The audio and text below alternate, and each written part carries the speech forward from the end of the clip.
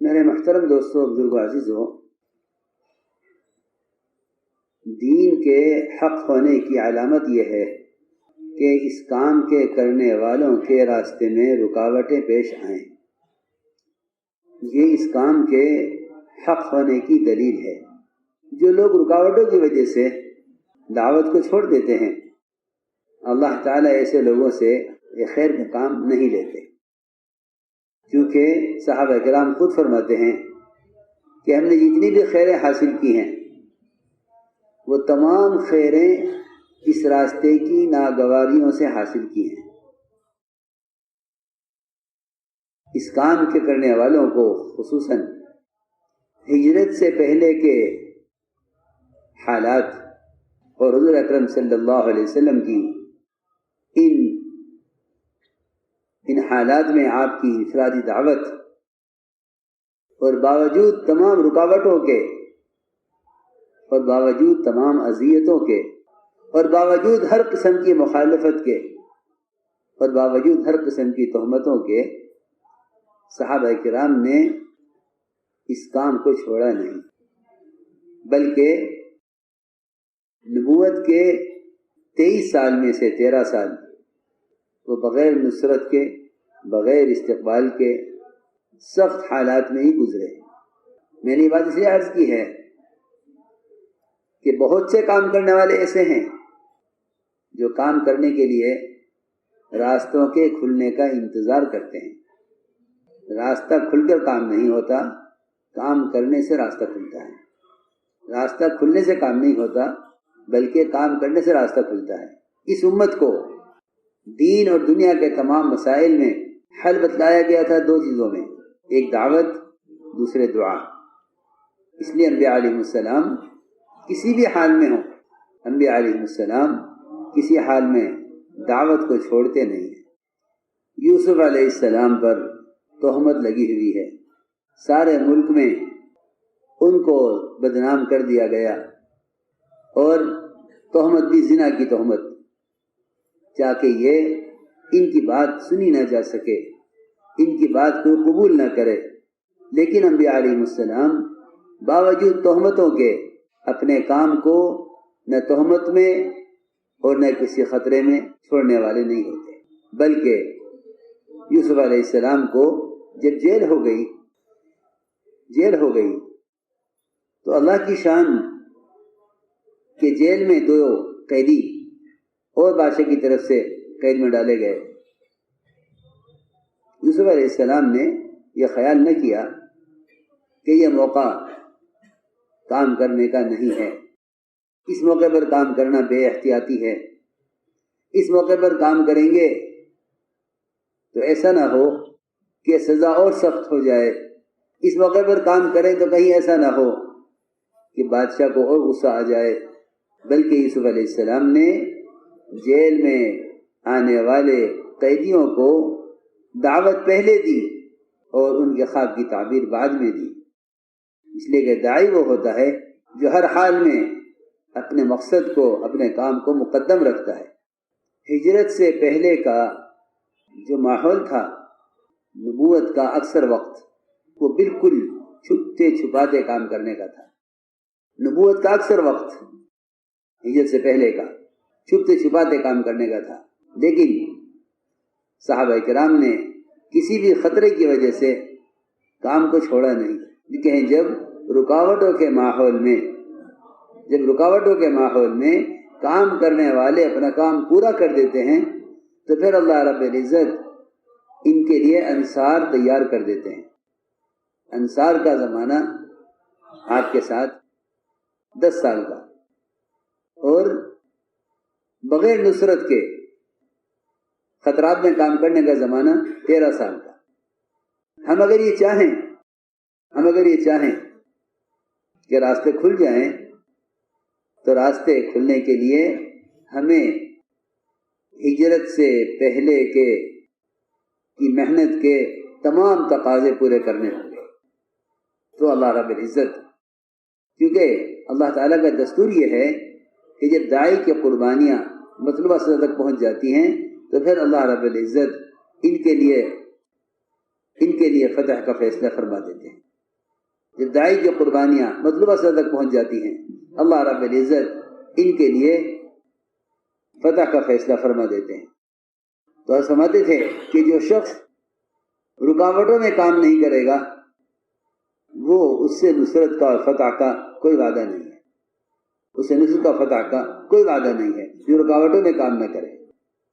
اس لیے ہجرت سے پہلے کا جو ماحول ہے گھر گھر کی محنت کا اور اللہ سے دعاؤں کے ذریعے مسائل کو حل کرانے کا، اور باوجود اذیتوں کے اور باوجود تکلیفوں کے اس دعوت کے کام پر قائم رہنے کا، یہ صحابہ کرام کا جو معمول تھا۔ انہوں نے احتیاط کی وجہ سے کام کو نہیں چھوڑا اور کام کی وجہ سے احتیاط کو نہیں چھوڑا۔ ایسا فرماتے تھے اس کام کی ایسے حفاظت کرو جیسے اپنے گھر کی جوان لڑکیوں کی حفاظت کرتے ہیں، اس کام کی ایسے حفاظت کرو جیسے اپنے گھر کی جوان لڑکیوں کی حفاظت کرتے ہیں۔ اس لیے آپ صلی اللہ علیہ وسلم کی مکہ مکرمہ کی محنت، وہ ملکوں میں آپ کی محنت کی خبریں پہنچی تو لوگ آپ کو دیکھنے کے لیے اس لیے کہ آپ صلی اللہ علیہ وسلم کو جو مشہور کیا گیا وہ ساحر سے، کاہن سے، نعوذ باللہ جھوٹا کہہ کر ساری تہمتوں سے آپ کو مشہور کیا گیا۔ میں بہت ضروری بات عرض کر رہا، آپ کو مشہور کیا گیا تہمتوں سے کہ مکے میں ایک کاہن ہے، مکے میں ایک ساحر ہے، ایک جادوگر ہے، مکے میں نعوذ باللہ ایک جھوٹا آدمی ہے۔ یہ نہیں کہ کام کرنے والے خوش نام ہو کر مشہور ہوں، کام کرنے والے بدنام ہو کر مشہور ہوں گے۔ یہ میں ضروری بات عرض کر رہا ہوں۔ تو ملکوں میں کہ مکے میں ایک جادوگر ہے، مکے میں ایک ساحر ہے، مکے میں ایک کاہن ہے، تو لوگ دیکھنے کے لیے آئے دور دور سے، ملکوں سے لوگ دیکھنے کے لیے کون ہے؟ لیکن جو مجھے اصل بات عرض کرنی ہے کہ آپ اور آپ کے صحابہ اعمال دعوت اور عبادت پر ایسے مجتمع تھے کہ اس ماحول میں جو شخص جس ارادے سے آتا تھا وہ اسلام میں داخل ہو جایا کرتا تھا۔ آپ کو قتل کرنے کے لیے، آپ کو قید کرنے کے لیے، صرف آپ کو دیکھنے کے لیے، آپ کی جاسوسی کرنے کے لیے کہ دیکھیں یہ اندر سے کیا ہے، بلکہ آپ کے ساتھ زیادتی کرنے کے لیے کہ اسے معلوم ہو کہ واقعی یہ نبی ہیں یا نہیں۔ لیکن سب سے جو اہم بات عرض کرنی ہے مجھے وہ یہ کہ کام کرنے والے کام کے اس دعوت کے اعمال پر ایسے مجتمع تھے کہ جو شخص جس برے ارادے سے اس ماحول میں آتا تھا وہ اسلام قبول کر کے جاتا تھا۔ اسلام کے پھیلنے کا جو سب سے بنیادی ذریعہ بنا وہ اصل دو چیزیں ہیں، ایک تو مسلمانوں کا اعمال عبادت پر مجتمع ہونا، اور دوسری چیز یہ تو آنے والوں کے دلوں کو متاثر کرتا تھا، اور دوسری چیز صحابہ کرام کے اندر صبر اور آنے والوں کے ساتھ اکرام کا معاملہ۔ یہ دو چیزیں ایسی ہیں کہ ان کے بغیر نہ اسلام بیان کیا جا سکتا ہے، نہ اسلام لکھا جا سکتا ہے، نہ اسلام سمجھا جا سکتا ہے۔ یہ دو کام ایسے ہیں۔ ہندا جو اتنی سخت دل عورت تھی، قید حمزہ کے قتل کے بعد ان کے جگر کو نکال کے چبایا، اتنی سخت دل عورت، لیکن فتح مکہ کی رات کی عبادت صحابہ کی دیکھ کر ایسی عورت اسلام قبول کر لیا۔ دوسری بات جو میں عرض کر رہا تھا کہ صحابہ کے اندر ایک صبر کی کیفیت، صبر کی صفت، اور آنے والوں کا اکرام، ستانے والوں پر احسان، یہ ایسی چیز تھی کہ ہر آنے والا کسی بھی ارادے سے آتا عمیر بن وہب حضور اکرم صلی اللہ علیہ وسلم کو قتل کرنے کے لیے چلے مکہ مکرمہ سے، تلوار تیز کر آئے غلام سے کہہ کر، اور یہ کہہ کر گئے مکے والوں سے میں ابھی قتل کر کے آتا ہوں آپ کو۔ وہاں ایک ماحول ہے، اس لیے ہمیں عرض کرتے ہیں کہ ساتھیوں کا انفرادی اعمال کر لینا ماحول نہیں ہے، بلکہ اجتماعی اعمال کرنا ماحول ہے۔ تعلیم کے حلقوں پر جمع ہو، مشوروں پر جمع ہو، عبادت پر جمع ہو، دعوت کے تقاضوں پر جمع ہو، اور جمع ہونا صرف جمع ہونے کے لیے نہیں ہے بلکہ دعوت عبادت کو جمع کرنے پر جمع ہونا ہے۔ اصل بات یہ ہے، اس لیے کہ اگر عبادت اور صفات کے ساتھ جمع ہونا نہیں ہے تو یہ میٹنگ ہے، ہماری اہل دنیا کی میٹنگ میں کوئی فرق نہیں ہے۔ ہمارا دعوت نسبت جمع ہونا عبادت کے ساتھ ہے، تاکہ آنے والے اس ماحول سے متاثر ہو۔ جو آدمی مکہ مکرمہ سے آپ کے قتل کا ارادہ لے کر چلا ہے، عمیر بن وہب، اور پکا ارادہ یہ تھا کہ جاتے ہی آپ پر حملہ کروں گا اور آپ کو قتل کر دوں گا، وہاں پہنچے تو ماحول، اعمال کے اثرات، فرمایا عمیر کیسے آنا ہوا؟ حضرت عمر رضی اللہ عنہ نے عمیر کے گریبان پکڑ لیا، آگے نہیں آنے دینا اس کو، یہ آپ پر حملہ کر دے گا۔ حضرت عمر رضی اللہ عنہ نے صحابہ کو آپ کے پاس بٹھا دیا کہ دیکھو عمیر آ رہا ہے، یہ آپ پر حملہ کرے گا، آپ کو قتل کرنے کا ارادہ ہے اس کا، اور تم لوگ پہلے ہی جا کے قریب بیٹھ جاؤ تاکہ یہ دور بیٹھے۔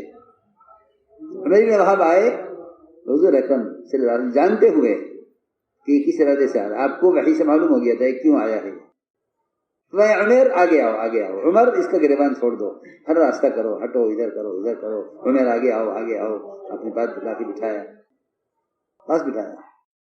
کیسے آنا ہوا؟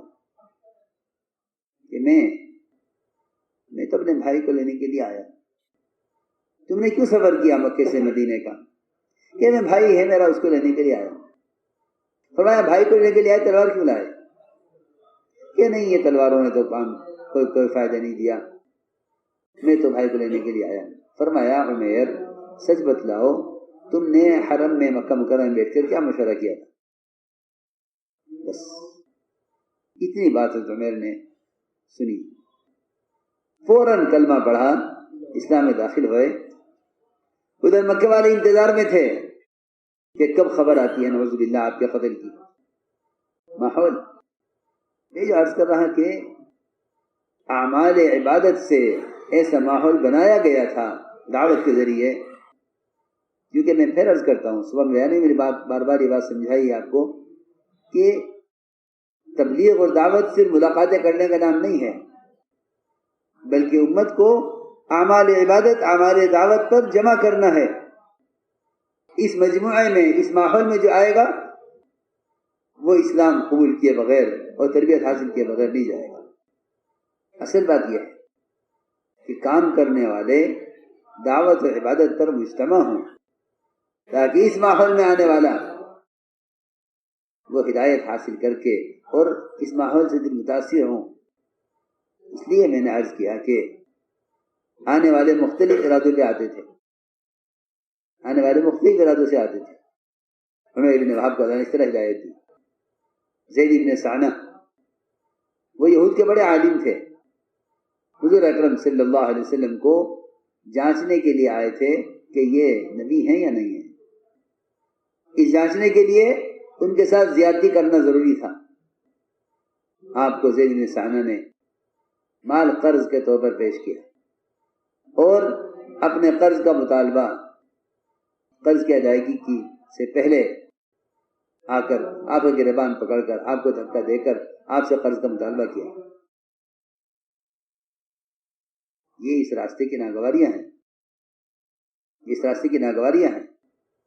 حضرت عمر نے چاہا اسے قتل کر دیں، فرمایا عمر نہیں، تم نے غلط کیا ہے، اس کو اسلام میں تعلیم دو، طریقہ بتاؤ کہ اسلام میں مطالبے کا طریقہ کیا ہے، اور مجھے حکم دو کہ میں اس کا حق ادا کروں۔ جاؤ عمر اس کو لے جاؤ، ان کو ان کا حق دو، ان کو 20 صاع کھجوریں زیادہ دو، 20 صاع کھجوریں زیادہ دو۔ کیوں؟ دیکھو بات یاد رکھو، اس کام کا مزاج یہ ہے کہ ستانے والوں پر احسان کیا جائے، ستانے والوں پر احسان کیا جائے. جب داعی ستانے والوں پر احسان کرتا ہے، اس سے مدعو جس کو دعوت دی جا رہی ہے وہ سمجھ لیتا ہے کہ یہ آدمی میرا خیر خواہ ہے. اس لیے اس کام کا مزاج یہ ہے کہ ستانے والوں پر احسان کیا جائے. زید بن ثانہ نے کلمہ پڑھا، اسلام میں داخل ہوئے، یہودیت سے اسلام میں آئے صرف اس لیے کہ حضور اکرم صلی اللہ علیہ وسلم نے ان کی زیادتی کے باوجود ان سے بدلہ لینے کے بجائے ان پر احسان کیا، بجائے ان سے بدلہ لینے کے ان پر احسان کیا. اس لیے میں نے عرض کیا کہ یہ دو چیزیں تھیں اصل، یہ صبر اور اکرام اور اعمال عبادت کا ماحول. اس ماحول میں آنے والا ہدایت اور اسلام قبول کیے بغیر جاتا نہیں تھا. صبر اور اکرام اور اعمال عبادت کا ماحول، اس ماحول میں آنے والا ہدایت اور اسلام قبول کیے بغیر جاتا نہیں تھا.